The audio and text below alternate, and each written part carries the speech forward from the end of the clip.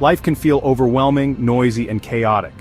But within the stillness lies a deeper connection, a way to get closer to God. Step 1. Seek stillness. God often speaks to us in whispers, not shouts.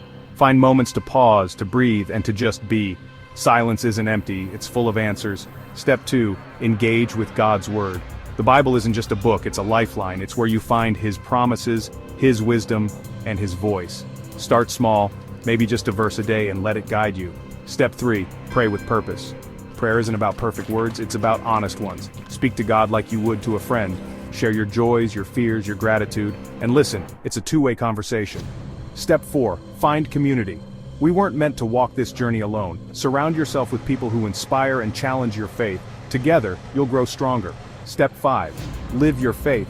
When you serve others, you reflect God's love. Acts of kindness, no matter how small, bring you closer to Him and spread His light in the world. Getting closer to God is a journey, a series of steps taken with intention and love.